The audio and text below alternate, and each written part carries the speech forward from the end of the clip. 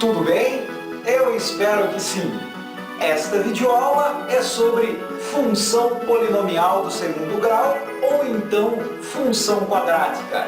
Esta videoaula é um pedido do Yuri, mas também vai dedicada aos alunos do 9º ano C do Colégio Cecília Meirelles.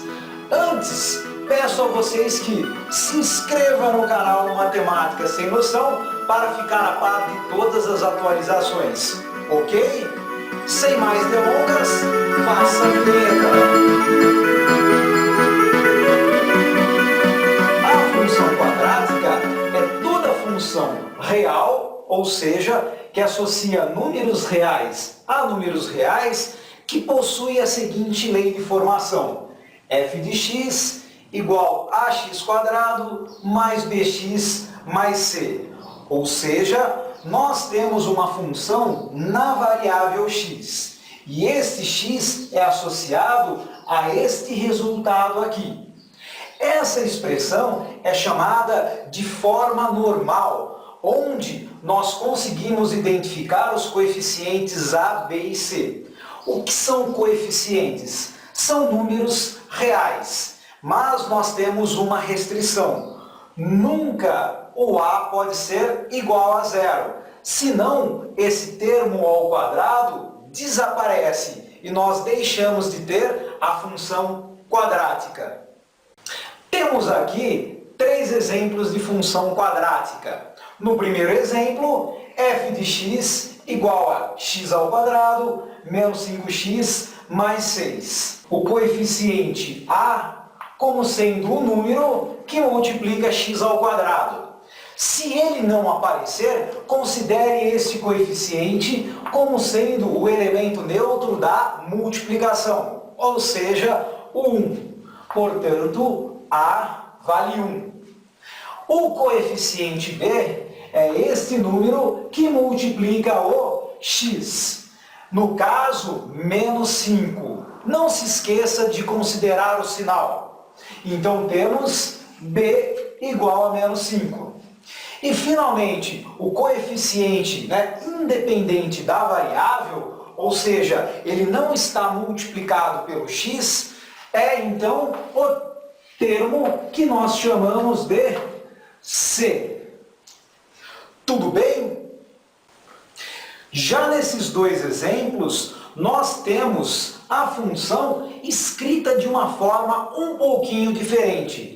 Você observa que nós não estamos representando no exemplo 2 o f de x. Na verdade, f de x ou y representa a mesma coisa. Nós trabalhamos mais com f de x quando a nossa função é trabalhada em exemplos que nós fazemos os cálculos algébricos. E a letra y para aqueles exercícios que nós consideramos a representação gráfica. Mas aqui então nós temos a função quadrática escrita justamente com um termo a menos. Nós temos 9 menos 2x². Se nós formos identificar quais são os coeficientes aqui, nós temos o 9 como o coeficiente c, ou seja, o termo independente da variável, e nós temos, você ouviu o telefone? Menos 2 como sendo o coeficiente a. Espere um pouquinho até eu atender o telefone. E aí, galera, voltei após atender o telefone, mas não era ninguém interessante. Na verdade, aquele telefonema daquela moça não aconteceu até então. Portanto, você, mocinha, que sabe que é você, precisa me ligar ainda, ok? Mas voltemos ao terceiro exemplo aqui.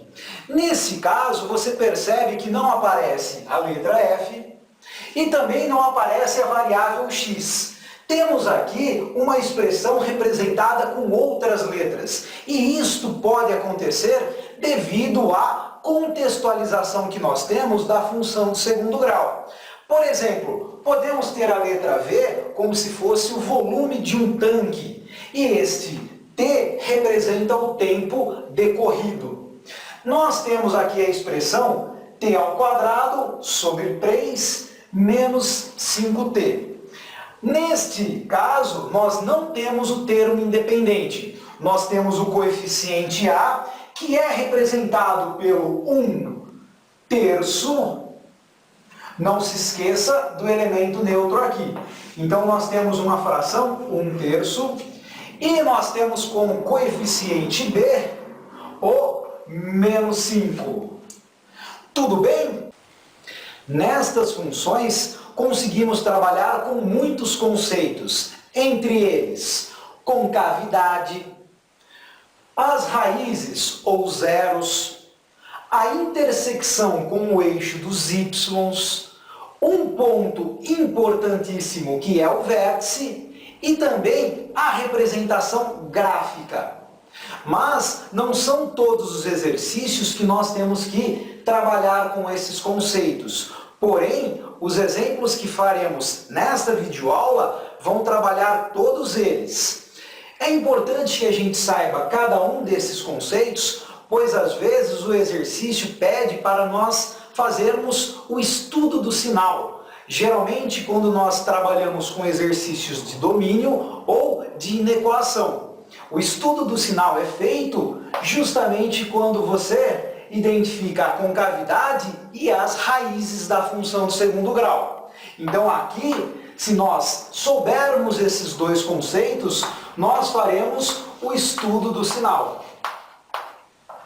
Nos exercícios que envolvem o vértice, nós podemos trabalhar justamente com o conjunto imagem.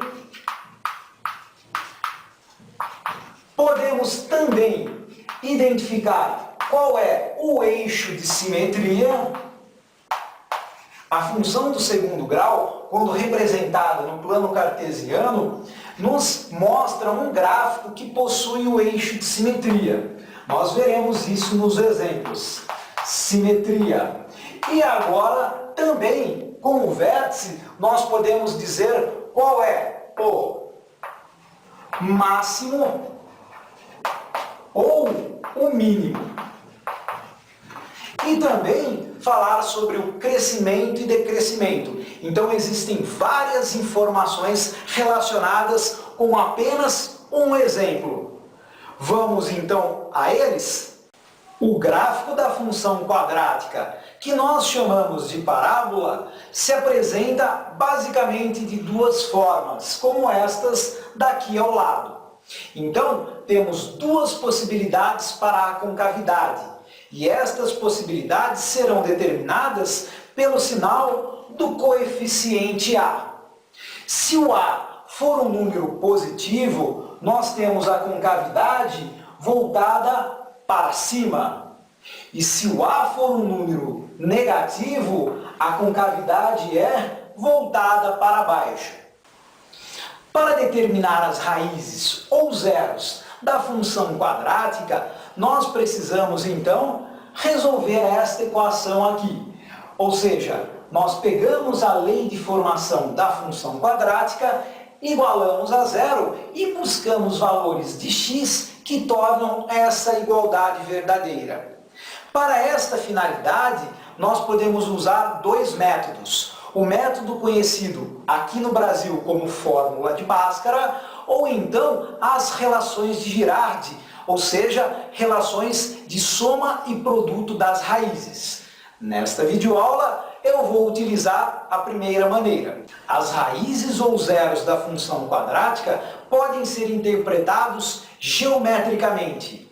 As raízes são as intersecções do gráfico com o eixo x, ou seja, são os cruzamentos da parábola com o eixo x. Para facilitar o desenho aqui, vou considerar as parábolas com a concavidade voltada para cima. Temos então três possíveis configurações. Ou a parábola cruza o eixo x em dois pontos, ou a parábola toca o eixo x em apenas um ponto, Ou então, num caso extremo, a parábola nem intersecta o eixo x, nem cruza com o eixo x. Por exemplo, desta forma. Como que nós vamos determinar qual dos casos nós temos? Basta observar o discriminante, ou seja, o delta. Se o delta for maior do que zero, nós temos então duas raízes. Se o delta for igual a zero, nós temos apenas uma raiz ou duas raízes iguais.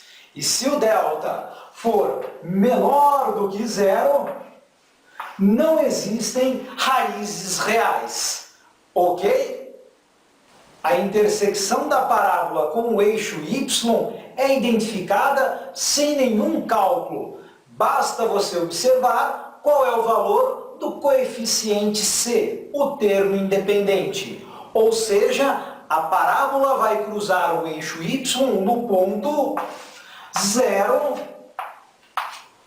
c. E aí, tranquilo? O vértice da função quadrática é o ponto que mais nos dá informações. Com ele, conseguimos saber o eixo de simetria, o conjunto imagem e também onde o gráfico deixa de ser decrescente e passa a ser crescente. Além disso, nós temos nas situações problemas que envolvem máximo e mínimo a utilização deste mesmo par ordenado. As suas coordenadas são dadas por menos b sobre 2a e menos delta sobre 4a. Menos b sobre 2a é justamente o x do vértice. E menos delta sobre 4a é o y do vértice. Eu havia comentado sobre máximo e mínimo. O vértice ele pode ser considerado ou o ponto de máximo ou o ponto de mínimo. Isso depende da concavidade da parábola. Se a concavidade for voltada para baixo, o vértice é considerado o ponto de máximo. E se a concavidade for voltada para cima, o vértice é então considerado o ponto de mínimo. Vamos então à parábola, ou seja, o gráfico da função quadrática. Este gráfico reúne todos os conceitos citados anteriormente. Portanto, precisamos ter o conhecimento da concavidade, das raízes, da intersecção com o eixo dos y e também do vértice. Como eu não possuo o espaço suficiente para tanta informação, os exemplos serão feitos no caderno. Então, vejo vocês daqui a pouco, ok? Olá, pessoal! Tudo bem? Vamos aos exemplos, então, de função quadrática. Consideremos o primeiro como sendo f de x igual a menos x ao quadrado mais 6x menos 8. Bom, a expressão desta função nos permite determinar quais são os coeficientes a, b e c sem a necessidade de fazer as manipulações algébricas. Então, nós temos aqui o a valendo menos 1, que é o número que multiplica x ao quadrado, o b vale 6, e, finalmente, o termo independente, o coeficiente c, menos 8. Estes valores serão usados para que a gente encontre todas as outras informações. Comecemos, então, com a concavidade. Bom, o gráfico desta função quadrática tem a concavidade voltada para baixo. Ué, como que nós sabemos disso, né? O sinal do coeficiente a é negativo. Então, se o a for um número menor do que zero, a concavidade é para baixo. Vamos, então, após determinada a concavidade, Encontrar as raízes. Para encontrar as raízes, nós usaremos a fórmula resolutiva da equação do segundo grau. Nossa, o que é isso? É a famosa fórmula de Bhaskara, né? Conhecida aqui no Brasil como fórmula de Bhaskara. Então nós temos delta igual b quadrado menos 4 vezes a vezes c. Este é o discriminante. É justamente quem nos informa quantas raízes nós temos. Se são duas raízes reais diferentes, duas raízes reais iguais ou nenhuma raiz real. Para determinar as raízes, caso elas existam, nós usaremos esta relação. Menos b mais ou menos a raiz do delta dividido por 2 vezes o valor do a.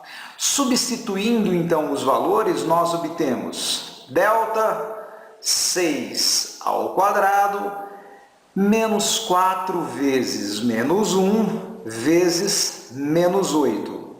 Aqui nós temos que tomar muito cuidado quando formos realizar as operações, principalmente quando tem regras de sinais. Então o delta ficará 6 ao quadrado, 6 vezes 6, 36. Bom, temos 3 fatores negativos. O resultado, por sua vez, também é negativo. 4 vezes 1, 4, vezes 8, 32. Isso nos dá um delta com o valor 4. Ou seja, nós temos duas raízes reais e diferentes. Elas serão determinadas agora, quando substituirmos os valores nesta relação. Então, o b vale 6, negativo 6. Mais ou menos, a raiz do delta, foi encontrado o delta como 4, então ficará raiz de 4, dividido por 2 vezes menos 1. A gente tem que tomar cuidado que neste exemplo o coeficiente a tem o sinal negativo. Então, x é igual a menos 6 mais ou menos 2 dividido por menos 2. Bom, como decorrência desse mais ou menos no numerador, nós vamos obter duas raízes, que eu vou colocar aqui ao lado. Vou fazer as continhas sem registrá-las. Então, acompanhem comigo aqui, ó. Vou aqui em cima somar o 2 e vou aqui embaixo subtrair o 2 do numerador. Então, menos 6 mais 2 resulta menos 4, dividido então por menos 2, esta divisão de dois números negativos me fornece um número positivo, regras de sinais. Então, nós temos 4 dividido por 2, 2. E embaixo, na hora que nós fizermos menos 6 e menos 2, nós vamos juntar essas dívidas e teremos uma dívida de 8. E aí nós vamos dividir novamente por menos 2, o que nos leva ao valor 4. Então, nós temos aqui as duas raízes, né? x1, x2, x', x2', dependendo da forma que você representa. Bom, vamos para a intersecção com o eixo dos y. A intersecção com o eixo dos y, com o eixo dos y, deixa eu escrever aqui, senão eu não consigo falar e escrever ao mesmo tempo, é dado pela par ordenado 0 e c. Bom, como nós temos o c valendo menos 8, então o par ordenado 0 menos 8 é justamente onde o gráfico cruza com o eixo y. Bom, finalmente chegamos no ponto que nos dá mais informações, né? Que é o vértice. O vértice ele também tem uma relação bastante conhecida, que é menos b dividido por 2a menos delta dividido por 4a. Quando substituirmos todos os valores, né, encontrados ou identificados anteriormente, a gente vai conseguir um par ordenado aqui. Bom, fazendo as substituições, nós temos menos 6 dividido por 2 vezes menos 1. O y do vértice é menos o delta, delta vale 4, então menos 4 dividido por 4 vezes menos 1. Realizando as operações, chegamos no seguinte par ordenado aqui, ó. Menos 6 dividido por menos 2, 3. Menos 4 dividido por ele mesmo dará o resultado 1. Então, nós temos o 3 como x do vértice e o 1 como y do vértice. Então, esse é o par ordenado, que nesse caso é chamado de ponto de máximo, porque a concavidade está voltada para baixo. Vejamos então como fica a representação gráfica, né? Então, o gráfico desta função é uma parábola. Nós vamos colocar as informações encontradas anteriormente no plano cartesiano. Então, me perdoe a imperícia, né? Estou sem régua, estou aqui bem improvisado, vou fazer um plano cartesiano, esses dois eixos eles são perpendiculares. Com certeza não estão, mas você use a sua imaginação aí na sua casa. Então, nós temos o eixo x e o eixo y. Vamos primeiro colocar as raízes, 2 e 4, no eixo x. Então, 1, 2, primeira raiz, 3, 4, segunda raiz. Nós agora vamos localizar o par ordenado onde a gente tem a intersecção com o eixo dos y. Então, nós temos 8 negativo, então 1, 2, 3, 4, 5, 6, 7, mais um pouquinho eu não consigo representar a parábola aqui. Beleza? E finalmente nós temos aqui, ó, entre 2 e 4, o vértice. Então, nós temos aqui 1, 3 no x, 1 no y, este ponto aqui é o vértice. Bom, o vértice ele nos dá muitas informações. Uma delas é relacionada com esta reta aqui, ó. Esta reta, x igual a 3, ou seja, x igual ao x do vértice, é justamente o eixo de simetria. Temos também simetria. Temos também aqui no y a possibilidade de determinar o conjunto imagem, né? Quando fizermos aqui a representação da parábola, vamos colocar aqui, ó, a parábola é um gráfico suave, não tem bico aqui na ponta, ele é redondinho, né? Então, ó, bom, se você consegue fazer um arco aqui da parábola, o outro arco fica totalmente determinado, porque nós temos um gráfico simétrico, ok? Então, nós temos aqui as raízes 2, 4, o vértice 3 e 1, e o vértice é o ponto de máximo. Nós temos a intersecção com o eixo dos y, que acontece no 0, menos 8, e agora nós podemos também dizer qual é o conjunto imagem. Este 1, né, o conjunto imagem, são os valores que o y assume. O maior, ou né, o máximo do y é justamente esse valor 1 aqui. Todos os outros valores estão abaixo dele, né? Dele para baixo. Então, nós temos aqui o conjunto imagem. O conjunto imagem é dado justamente pelo 1 fechado até o menos infinito. Ou então, nós podemos colocar y pertence aos reais, tal que y é menor ou igual a 1. São duas maneiras de representar o conjunto imagem, né?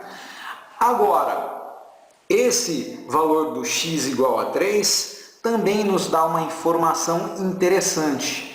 É onde a função deixa de ser crescente e passa a ser decrescente. Este vértice, inclusive, é chamado de ponto crítico, né? Nas funções, o ponto crítico é justamente o ponto onde a função deixa de ser crescente, passa a ser decrescente ou vice-versa. Tudo bem? Nesse último exemplo, nós temos uma expressão incompleta, né? Ainda temos a possibilidade de determinar os coeficientes sem fazer nenhuma manipulação algébrica. Nesse caso, o coeficiente A vale 1, o coeficiente B é 0, porque nós não temos o termo que tem a letra X aqui, né? E o termo independente vale menos 5. Bom, vamos então seguir aqueles passos, né, vistos no exemplo anterior. Vamos para a concavidade. A concavidade é determinada pelo sinal do coeficiente A. Neste caso, o A é maior do que 0. Então, nós temos uma concavidade para cima. O gráfico tem a concavidade voltada para cima. Bom, vamos às raízes.